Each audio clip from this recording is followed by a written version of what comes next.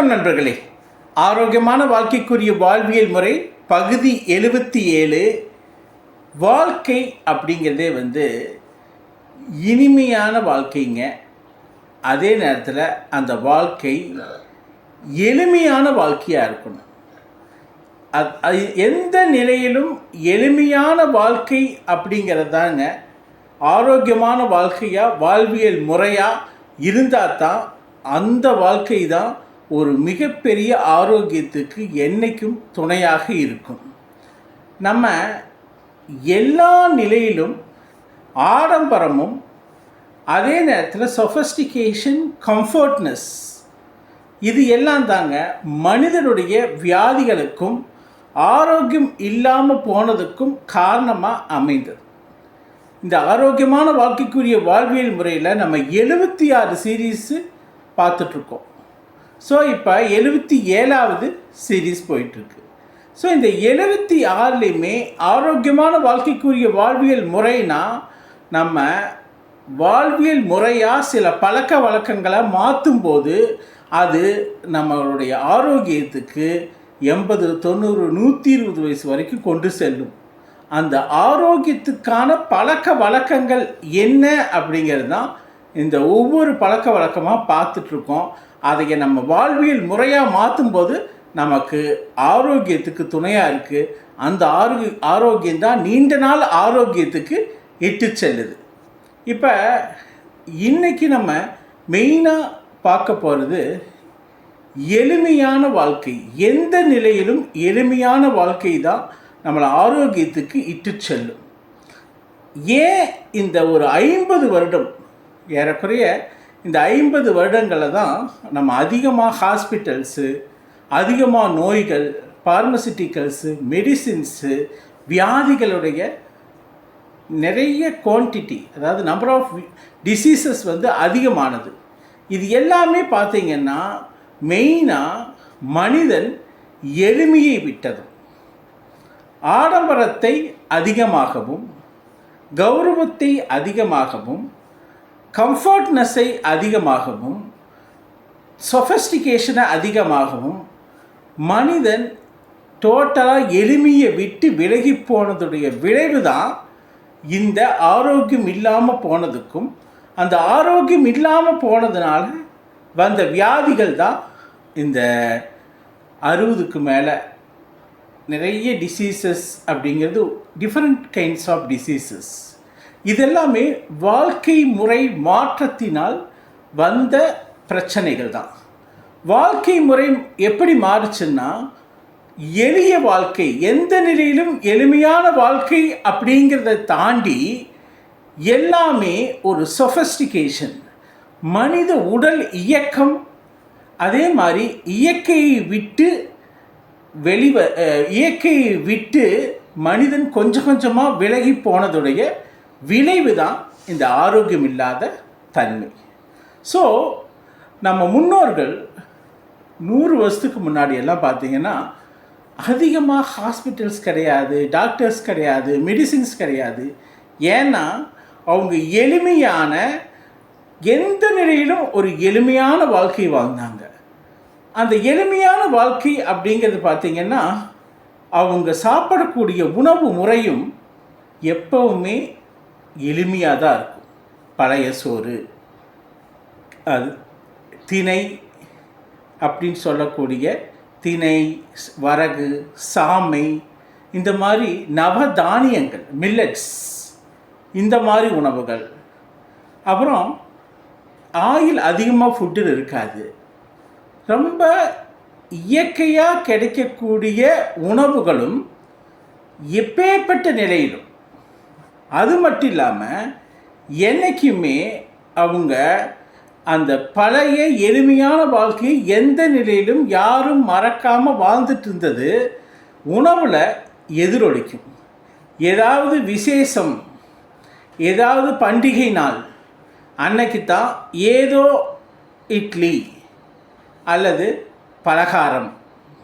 பலகாரத்திலேயே ஏதோ ரொம்ப நெய் விட்டு சர்க்கரையெல்லாம் விட்ட பலகாரம்னு நினைக்காதீங்க. இந்த அதிரசம் மாதிரி பலகாரங்கள் தான், கருப்பட்டி போட்ட பலகாரங்கள் தான் அதிகமாக இருக்கும். ஸோ அவங்களுடைய வாழ்க்கையே மிகவும் எளிமையான வாழ்க்கை. அதுக்காக அவங்களுக்கு வசதி வாய்ப்புகள் இல்லைன்னு நினைக்கக்கூடாது. பல பேர் 50 ஏக்கரா 100 ஏக்கரா 200 ஏக்கரா வச்சுட்டு இருந்தவங்க கூட மிகவும் எளிய வாழ்க்கையை உணவுலையும் கடைபிடிச்சாங்க, வாழ்ந்தாங்க. அப்படி வாழ்ந்ததுனால்தான் அவங்கக்கிட்ட அந்த ஆரோக்கியம் நீடித்து நிலைத்து நின்றது. அன்றைக்கெல்லாம் பார்த்திங்கன்னா 100 வயசுக்கு மேலேங்கிறது ரொம்ப ஈஸியாக கடந்துருவாங்க. 120 வயசுங்கிறதெல்லாம் பல பேர் ஈஸியாக ரீச் ஆகிட்டு இருப்பாங்க.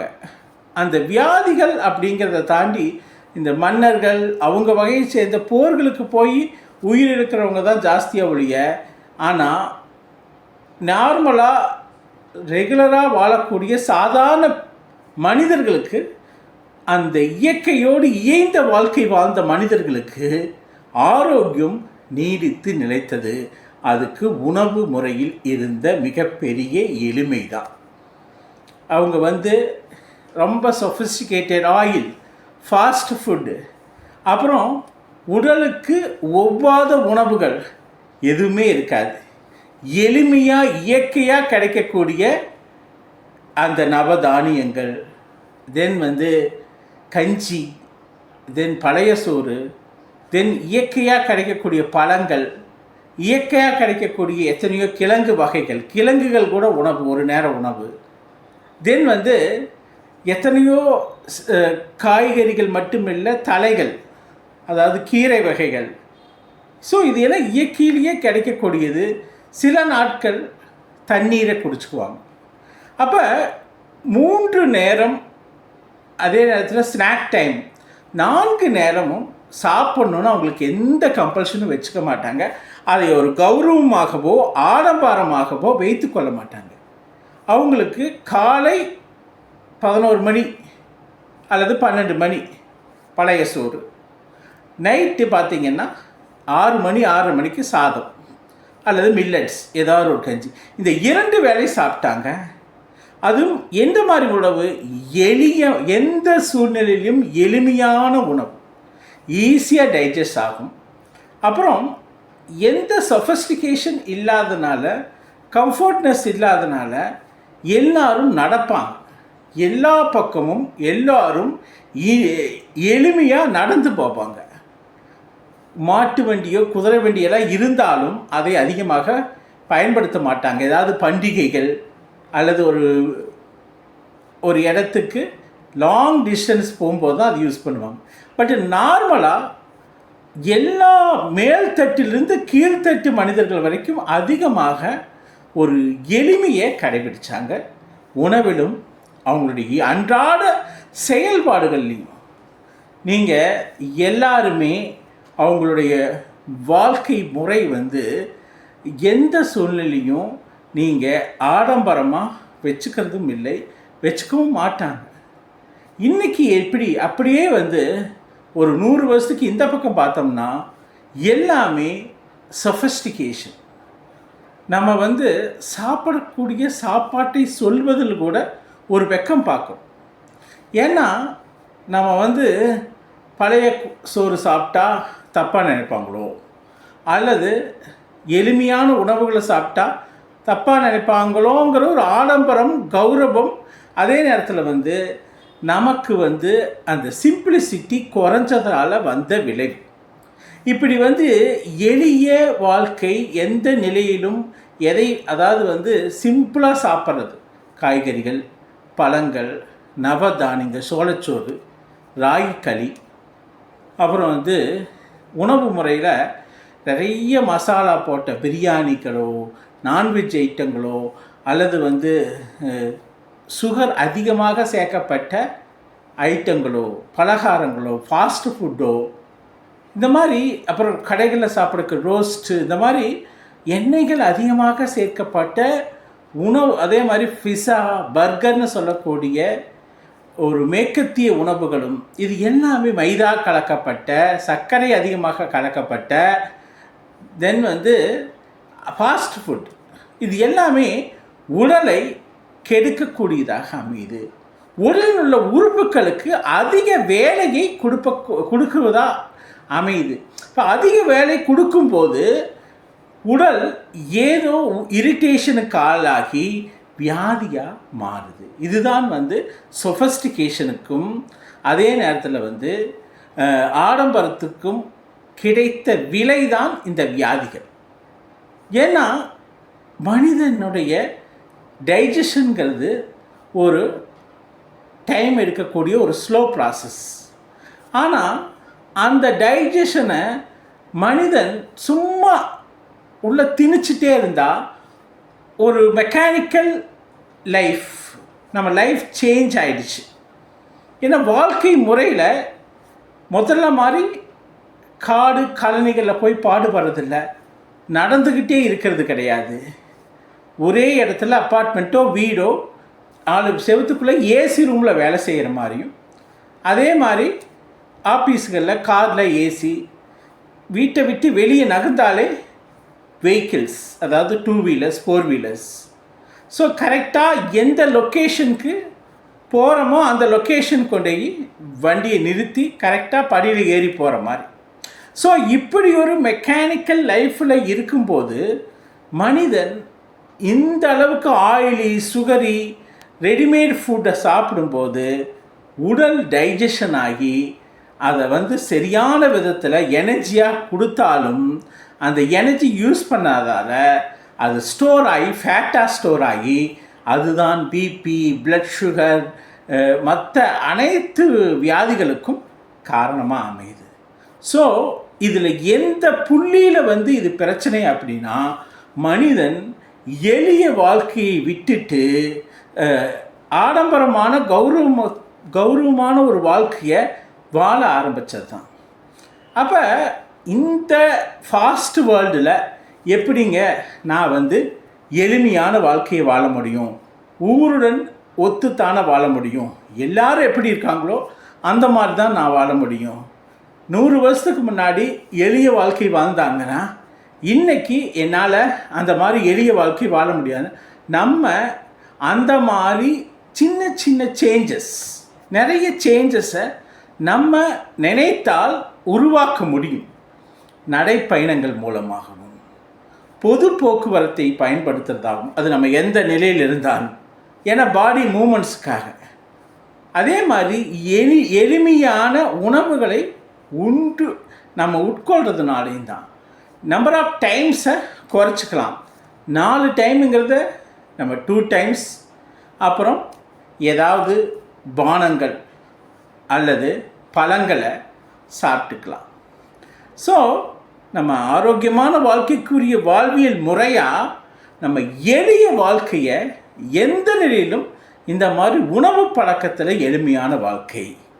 தென் உடையில் நீங்கள் நம்ம பார்த்தோம்னா இன்றைக்கி எப்படி உடைகள் உடுத்தப்படுது அப்படின்னு பார்த்தீங்கன்னா, ஒரு ஆடம்பரம் கௌரவத்துக்கான உடை ஜீன்ஸ், அதே நேரத்தில் ரொம்ப வந்து சொஃபஸ்டிகேட்டடு ஷர்ட்ஸ், டிஷர்ட்ஸ், தென் வந்து சொஃபஸ்டிகேட்டடு ஜீன்ஸ் ஷர்ட்ஸ் அண்ட் எவ்வளவோ ஷர்ட்ஸ் இருக்குது. ஆனால் நம்ம எத்தனை பேர் காட்டன், நார்மலான உடலுக்கு மிகவும் பொருத்தமான காற்றோட்டமான காட்டன் துணிகளை எத்தனை பேர் ரெகுலராக யூஸ் பண்ணுறோம்?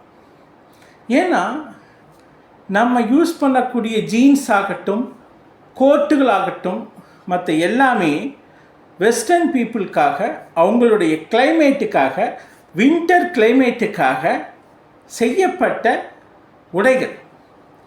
நம்ம கிளைமேட் அப்படின்னு பார்த்தா it's a totally different from western world. நம்ம கிளைமேட் பார்த்திங்கன்னா ஈஸியாக 30 டிகிரிக்கு மேலே வந்துடும். ஸோ பீக் சம்மரில் 40-45ங்கிறது நம்ம ஈஸியாக பார்க்கலாம். அப்படி இந்த மாதிரி சம்மரில் ஏற்கனவே வந்து பாடி வந்து ஹீட் ஆகிடும். சம்மரில் எல்லா பக்கம் ஹீட்டாக இருக்கும்போது நீங்கள் ஜீன்ஸு, கோட்டு, மற்ற எல்லா வகையாலையும் போட்டு கேப்பிலிருந்து கம்ப்ளீட்டாக கவர் பண்ணும்போது பாடியில் வந்து ஏர் சர்க்குலேஷன் இல்லாமல், பாடி கூல் ஆகாமல், ஹீட் அதிகமாகி அந்த பாடி ஹீட்னால டிசீசஸ் வருது. ஸோ அந்த பாடி ஹீட் தான் பல பிரச்சனைகளுக்கு நம்ம உடலில் காரணமாக அமையுது. ஸோ நம்ம எந்த நிலையிலையும் நம்மளுடைய கிளைமேட்டுக்கு, நம்மளுடைய சீதோசன நிலைக்கு நம்ம எளிமையான துணிகளை, காட்டன் துணிகளை அணியணும். அப்புறம் நம்ம இங்கேயே லோக்கலில் இருந்தாலும் நம்ம ஒவ்வொருத்தரும் நம்ம எவ்வளவு ஃப்ரீயாக அதே மாதிரி காட்டன் துணிகளை சிம்பிளாக உடுத்துகிறோமோ அது நம்ம உடலுக்கு செய்யக்கூடிய மிகப்பெரிய நன்மை. அதே மாதிரி நம்ம யூஸ் பண்ணக்கூடிய ரசாயனங்கள், இந்த ரசாயனங்கள் பார்த்திங்கன்னா தலையில் டையிலிருந்து, அதே மாதிரி பர்ஃப்யூம், தென் பாடி ஸ்ப்ரே, நம்ம எவ்வளவோ யூஸ் பண்ணக்கூடிய சோப்ஸ், க்ரீம்ஸ், தென் ரெகுலராக பயன்படுத்தக்கூடிய ஷூஸ், செப்பல்ஸ். ஸோ எல்லாமே ரசாயனங்களோடு இயைந்த வாழ்க்கையை வாழும்போது அந்த ரசாயனங்கள் ஒவ்வாமையும், அந்த ரசாயனங்கள் தொடர்ந்து பயன்படுத்துறதுனால வரக்கூடிய விளைவுகள் தான் வியாதிகள். ஸோ நம்ம எந்த நிலையிலும் எளிமை அப்படிங்கிறது எவ்வளவு as reasonable as practical and பாசிபிள்னு சொல்லுவாங்க. அதாவது எவ்வளவு ப்ராக்டிக்கலாக எளிமையாக வாழணும் அப்படின்னு வாழ்ந்தோம்னா இந்த ரசாயனங்கள்லேருந்து வரக்கூடிய ஒவ்வாமை, ரசாயனங்களால் நம்ம உறுப்புகளை தொடர்ந்து இரிட்டேஷன் பண்ணுறது, தொடர்ந்து உறுப்புகளை ஒரு விதமான தொந்தரவுக்கு ஆளாக்குறது. அப்படி ஆளாக்குவதிலிருந்து நம்ம எளிமையான வாழ்க்கை வாழும்போது நமக்கு நாமே பாதுகாத்து கொள்ள முடியும். அதைத்தான் நம்ம ஒரு பழக்க வழக்கமாகவே மாற்றணும்னு ஆரோக்கியமான வாழ்க்கைக்குரிய வாழ்வியல் முறையாக உணவு, உடை, நம்ம யூஸ் பண்ணக்கூடிய ரசாயனங்கள் இதையெல்லாம் எவ்வளவு குறைக்க முடியுமோ அவ்வளவு குறைச்சிக்கணும். அதுதான் எளிமையான வாழ்க்கை. எளிமையான வாழ்க்கைங்கிறது நம்ம இதையெல்லாம் குறைக்கும்போது தான் அது எளிமையான வாழ்க்கையாக மாறும். நம்ம உடலை மூவ் பண்ணணும்னா எளிய வாழ்க்கையாக தான் முடியும். நம்மளை சுற்றியே ஒரு ஆடம்பரம் கௌரவம்னு பார்த்தா வெளியே யாராவது இறங்கினதும் அவங்கள பார்க்கணுமே, இவங்கள பார்க்கணுமே, வெளியே ப்ரெசன்ட் இருந்தால் நம்ம மனிதர்களை நம்மளோட ஸ்டேட்டஸ் பாதிக்கப்படுமோ அப்படின்னு எல்லாம் நினச்சிக்கிட்டு வெளியே போகாமல், வாக் பண்ணாமல், ஒரு சர்க்கிள், ஒரு திருவிழாவாகட்டும், ஒரு ஏரியாவில் இருக்கக்கூடிய எத்தனையோ இடங்களை ஜஸ்ட்டு சுற்றி பார்க்குறதாகட்டும், இதெல்லாமே எளிமையாக நம்ம எதை பற்றியும் கண்டுக்காமல் சிம்பிளாக ஒரு செப்பலை போட்டு அப்படியே நடந்து போகலாம், வாக்கிங் போகலாம், அல்லது நம்ம இருக்கக்கூடிய லொக்காலிட்டி சுற்றலாம், ஒரு சேட் பண்ணலாம். இந்த மாதிரி ஒரு எளிய வாழ்க்கை வாழும்போது உங்களுக்கு மனசும் ரிலாக்ஸ் ஆகும், உடலும் மூமெண்ட்டு கிடைக்கும். அதாவது ஒரு அழகான இயக்கம் நடக்கும்.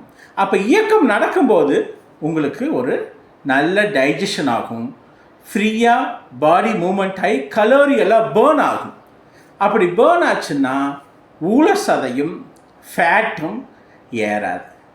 ஸோ உடலுக்கு தேவை எளிய வாழ்க்கை தான். உலகத்தில் இருக்கக்கூடிய எல்லா ஜீவராசிகளும் பாருங்கள், எந்த ஜீவராசிக்கு ஆடம்பரம் இருக்குது, எந்த ஜீவராசி கௌரவம்னு ஒன்று இருக்குது?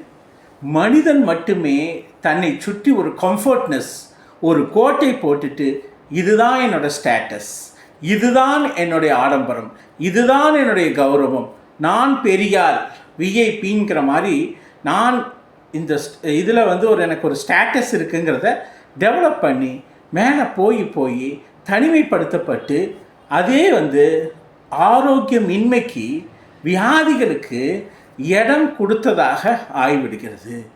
அதைத்தான் கழட்டி வச்சிடணுங்கிறது.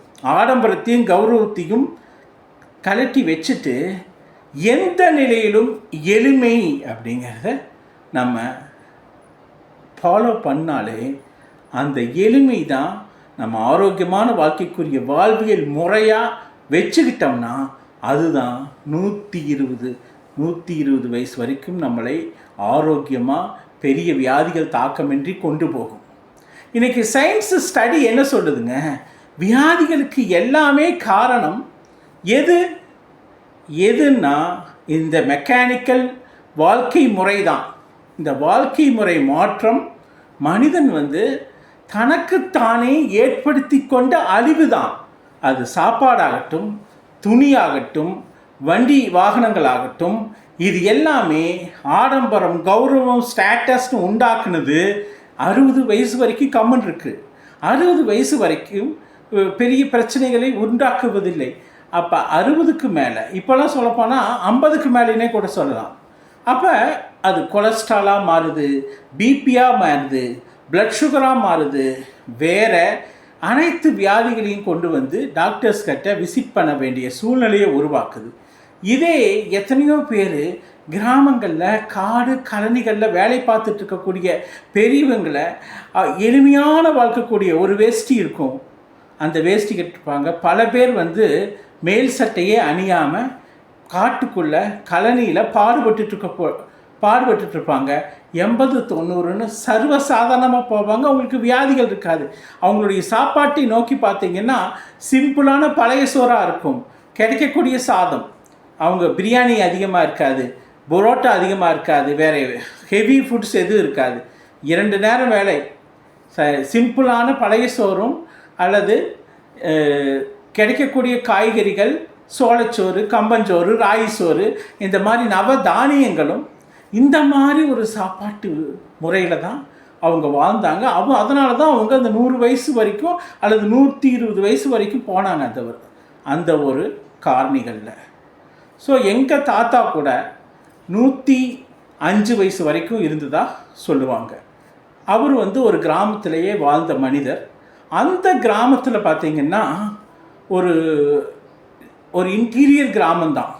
இப்போ அந்த கிராமத்தில் என்னென்னா வேறு எந்த ஒரு கம்யூனிகேஷனும் இல்லாத டைம், அவங்களுடைய சாப்பாட்டு முறையும் அவங்களுடைய வாழ்க்கை முறையும் மிகவும் எளிமையாக இருந்தது.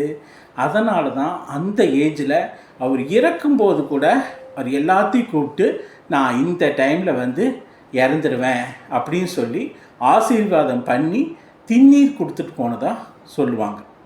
ஸோ அவங்களுக்கே கணிச்சிருக்காங்க, நம்ம இந்த டைமு இதாகிடுவோம், இறந்துடுவோம் அப்படின்னு சொல்லி கணிச்சிருக்காங்க.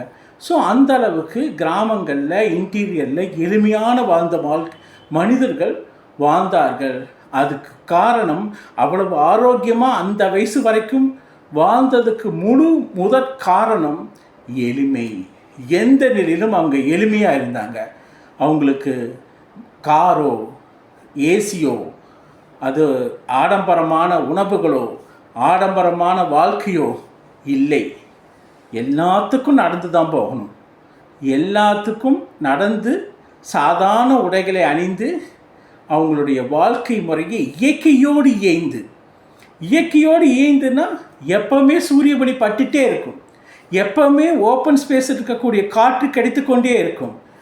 அதே மாதிரி ஆற்றில் வரக்கூடிய அல்லது கிணற்றில், அந்த ஊரில் ஒரு கிணறு இருக்கும், நல்ல தண்ணி கிணறுன்னு, அந்த கிணற்றிலிருந்து கிடைக்கக்கூடிய தண்ணீர் ஊற்று நீர். ஸோ இந்த இயற்கையோடு இயைந்த வாழ்க்கை, ஆற்று நீர் இல்லைன்னா கிணற்று நீர், சூரிய ஒளியில் தான் விட்டமின் டி கிடைக்குது நிறையா, அது ஆரோக்கியமாக வச்சுருக்க முடியும். அதே மாதிரி ஆற்று நீரோ அல்லது ஊற்று நீர்லேயோ எல்லா மினரல்ஸும் பொதிந்து கிடக்கும். அது உடலை எப்பவுமே ஆரோக்கியமாக வைத்திருக்கும். தூய்மையான கிராமத்து அந்த மரங்கள்லேருந்து வரக்கூடிய இந்த ஆக்சிஜன் அது உயிர்ப்பாக வச்சிட்ருக்கும் உடலை. அந்த ஆக்சிஜன் தான் உடலுக்கு தேவை. இந்த வண்டி வாகனங்கள்லேருந்து வரக்கூடிய புகையோ அல்லது இண்டஸ்ட்ரியிலிருந்து வரக்கூடிய புகையோ மனிதனுடைய ஆயுளை குறைத்து விடும். ஆனால் இயற்கையாக கிடைக்கக்கூடிய அந்த மரம், செடி, கொடிகளிலிருந்து வரக்கூடிய அந்த ஆக்சிஜன் உடலை உரமாக்கும். உங்களுடைய உடலுக்குள்ளே இருக்கக்கூடிய ஒவ்வொரு செல்லையும் அது புத்துணர் பெற வைக்கும். அப்புறம் மனம் விட்டு பேசி மன அழுத்தம் இல்லாமல் இருப்பாங்க. எளிமையாக இருக்கும்போது உங்களுக்கு எதை பற்றியும் கவலை இல்லை. நம்ம ஆடம்பரமாகவும் கௌரவமாகவும் சொஃபஸ்டிகேஷனாக இருக்கும்போது அந்த சொத்து என்ன பண்ணலாம், இந்த சொத்தை என்ன பண்ணலாம், அந்த சொத்து போயிடுமா, இந்த மாதிரி கவலைகள் வரும். ஆனால் எளிமையான வாழ்க்கை வாழும்போது எதை பற்றியும் கவலை இருக்காது. மனம் விட்டு மனிதர்களுடன் பேசுவார்கள். அப்படி பேசும்போது மன அழுத்தமோ பிபியோ பிளட் சுகரோ இருக்காது. திண்ணைகள் அதிகமாக இருந்தது. தலைவாசல்னு ஒரு இடம் இருக்கும். அந்த தலைவாசலில் எல்லா பெரியவங்களும் வந்து உட்காந்துக்குவாங்க சாயந்தரம் ஆனால். அப்போ ஒவ்வொருத்தரும் 1000 கஷ்ட நஷ்டங்களை பகிர்ந்துக்குவாங்க ஒருத்தர். அந்த தலைவாசலில் ஒவ்வொரு கிராமத்துக்கும் ஒரு தலைவாசல் இருக்கும். ஸோ அந்த தலைவாசலில் உட்காந்து பல விஷயங்களை லேடிஸ் ஒரு பக்கம், ஜென்ஸ் ஒரு பக்கம், வயசானவங்க ஒரு பக்கம்னு குரூப்பாக உட்காந்து பேசுவாங்க. அப்படி பேச பேச அந்த கதைகள் வந்து அவங்க மன அழுத்தத்தை சுருக்கி மன அழுத்தம் இல்லாமல் பண்ணி பிபி இருக்காது, மன அழுத்தம் இல்லைனாலே பிபி இருக்காது, பிளட் சுகர் இருக்காது, வேறு எந்த குரோனிக் டிசீஸும் வராது. ஸோ நல்ல தூக்கம் வரும். தூக்கங்கிறது கூட ஒரு டாக்டர் நல்லா ஒரு 8 மணி நேரம் நன்றாக தூங்குனா, அந்த காலத்தில் கேஜெட்ஸ் கிடையாது, ஆடம்பரம், அதே மாதிரி சொஃபஸ்டிகேஷன் வரையில் இந்த டிவி, அதே நேரத்தில் வந்து லேப்டாப், ஆண்ட்ராய்டு மொபைல், இது எல்லாமே எதுவுமே வந்து அவங்களுக்கு கிடையாது. இது எல்லாம் அவங்களுடைய பிரச்சனையை உண்டாக்கல, ஒரு நெகட்டிவ் எனர்ஜியை கொடுக்கல, ஒரு ஸ்டேட்டஸை கொடுக்கல. ஸோ அவங்க சிம்பிளான எளிமையான வாழ்க்கை. அவங்க 7-8 மணிக்கு படுக்க போயிடுவாங்க. ஸோ இருட்டுனாலே எல்லாம் படுத்துடுவாங்க. காலையில் அந்த 4 மணி 4:30 மணிக்கு அந்த லைட்டாக சூரிய ஒளி வரும்போது எந்திரிச்சு அவங்களுடைய வேலைகளை, காலை கடமைகளை சரியான விதத்தில் முடித்து அவங்க காடு கழனின்னு வேலைக்கு போயிடுவாங்க. ஸோ இந்த மாதிரி எளிய வாழ்க்கையை இன்றைக்கி வாழ முடியுமா அப்படின்னு கேட்டால் அவ்வளவு எளிமையான வாழ்க்கையை வாழ முடியாது தான். ஏன்னா இன்றைக்கி இருக்கக்கூடிய என்விரான்மெண்ட்டு, இன்றைக்கி இருக்கக்கூடிய எத்தனையோ கேஜெட்ஸ் எல்லாமே வந்துட்டதுனால, சயின்டிஃபிக்காக நிறையா இம்ப்ரூவ் ஆகி எவல்யூஷன் ஆனதுனால அது பண்ண முடியலினாலும் நம்மளை எவ்வளவு தூரம் எளிமையாகவும் அதே நேரத்தில் சிம்பிளாக எளிமையாக எந்த நிலையிலும் நம்ம வச்சுக்கிட்டோம்னா நமக்கு ஆரோக்கியம் என்றும் நீடித்து நிலைத்திருக்கும். இந்த ஆரோக்கியம் 80, 90, 120 வயசு வரைக்கும் வரும். அப்போ ஒவ்வொருத்தரும் மனசில் வைத்து கொள்ள வேண்டியது, எப்பேற்பட்ட நிலையிலும் நம்ம ஒரு கௌரவம், ஆடம்பரம், ஸ்டேட்டஸ் இது எல்லாம் தள்ளி வச்சுட்டு என்றும் எளிமையாக நான் வாழ்வேன்னு சொல்லி நீங்கள் எல்லாத்துக்கும் எளிமைக்கு முக்கியத்துவம் கொடுத்து, நீங்கள் எவ்வளவு பெரிய கோடீஸ்வரராக இருந்தாலும், எவ்வளவு மிகப்பெரிய பணக்காரராகவும் மிகப்பெரிய தொழிலதிபராக இருந்தாலும், நம்ம எளிய வாழ்க்கையை வாழணும்னு முடிவு பண்ணி வாழ்ந்தீங்கன்னா, எந்த நிலையிலும் எளிமையான வாழ்க்கைன்னு வாழ்ந்தீங்கன்னா உங்கள் ஆரோக்கியம் நீடித்து நிலைத்திருக்கும். அது 80, 90, 120 வரைக்கும் கூட போகும். ஆனால் நமக்குள்ளேயே ஒரு கம்ஃபர்ட்னஸை, ஒரு சொஃபஸ்டிகேஷனை, ஒரு அப்பார்ட்மெண்ட்டோ ஒரு வீடோ அதுக்குள்ளே இருந்து வெளி வராமல், துணிகளில் சொஃபஸ்டிகேஷன் ஆடம்பரம், காருகளில் வண்டிகளில் போகணுன்னு சொஃபஸ்டிகேஷன் ஆடம்பரம், ஃபுட்டில் சொஃபஸ்டிகேஷன் ஆடம்பரம், இயற்கை சூரிய ஒளி படாமல் நல்லா தண்ணி குடிக்காமல், அல்லது வந்து நல்ல காற்று கிடைக்காம காரை கம்ப்ளீட்டாக அடைச்சிடுறது, ரூமுகளை கம்ப்ளீட்டாக அடைச்சிடுறது, ஆஃபீஸில் கம்ப்ளீட்டாக அடைச்சிட்டு ஒன்லி ஏசிங்கும் போது இது எல்லாமே ஆடம்பரத்தையும் கௌரவம் ஸ்டேட்டஸ்ன்னு பார்த்து செய்யக்கூடியதெல்லாம் உங்களுடைய வியாதிக்கு விட்டு அதுதான் ஆரோக்கிய பிரச்சனையை கொண்டு வந்து அதுவே வாழ்க்கைக்கு அப்பப்போ உடலுக்கு பிரச்சனையை கொடுக்குது. நீங்கள் பார்க்கக்கூடிய அனைத்து ஜீவராசிகளும் உலகம் தோன்றினாலிருந்து இருக்குது. அத்தனை ஜீவராசிகளும் பார்த்திங்கன்னா ஹாப்பியாக, சந்தோஷமாக, எளிமையான வாழ்க்கை வாழ்ந்துட்டுருக்குறோம். மனிதன் மட்டும் மூளையை பயன்படுத்தி இத்தனை விஷயங்களையும் இன்வென்ட் பண்ணி கண்டுபிடிச்சு ஒரு கௌரவம்னு ஸ்டேட்டஸ்ன்னு சொல்லி உருவாக்கி அவருடைய ஆரோக்கியத்தை தொலைத்து விட்டான் தான் சொல்ல முடியும். ரோட்டில் இருக்கக்கூடிய காக்காய் பாருங்கள், குரங்குகளை பாருங்கள், தெரு நாய்களை பாருங்கள், அது எவ்வளோ ஆரோக்கியமாக அவங்களுக்கு குடும்ப டாக்டர் கிடையாது, அது டாக்டர்கிட்ட சொல்லி மருந்துகள் வாங்கி சாப்பிட்றதில்ல. ஆனால் அது ஆட்டோமேட்டிக்காக அதோடைய வாழ்க்கையை இறை பசிக்கும்போது இறைகளை எடுத்து சாப்பிட்டு ஹாப்பியாக சந்தோஷமாக வட்டமிட்டு சந்தோஷமாக சிரித்து ஹாப்பியாக இருக்குது. ஆனால் மனிதன் மட்டும் தனக்குள்ளே ஒரு எல்லைக்கோடை போட்டுட்டு ஆடம்பரம், கௌரவம் இது எல்லாம் போட்டு அதை விட்டு வெளிவராமல் அதனால் அனைத்து வியாதிகளையும் உண்டாக்கி மல்டி ஸ்பெஷாலிட்டிஸ் ஹாஸ்பிட்டல்ஸ் நிறைய உருவாகி அதில் மனிதன் அடிக்கடி சீட்ஸை தூக்கிட்டு போய் ஒவ்வொன்றுக்கும் ஒவ்வொரு ட்ரீட்மெண்ட் பார்த்து தனக்கு தானே மன அழுத்தத்தை உருவாக்கி கொள்கிறான். அதனால் ஆரோக்கியமான வாழ்க்கைக்குரிய வாழ்வியல் முறைனா எந்நாளும் எந்த நிலையிலும் எளிமையான வாழ்க்கை. அப்படி எளிமையான வாழ்க்கையை நீங்கள் வாழும்போது ஆரம்பத்திலிருந்து வாழலினாலும் இன்றிலிருந்தே நீங்கள் எளிய வாழ்க்கைக்கு பழக்கப்படுத்திட்டீங்கன்னா அது உங்களை ஆரோக்கியத்துக்கிட்டு செல்லும். அந்த ஆரோக்கியமே உங்களை 80, 90, 120 வரைக்கும் கொண்டு வரும். அதையே நீங்கள் வழக்கமாகவே வாழ்வியல் முறையாகவே மாற்றணும். எளிமை தான் வாழ்வியல் முறையாக மாற்றுங்க.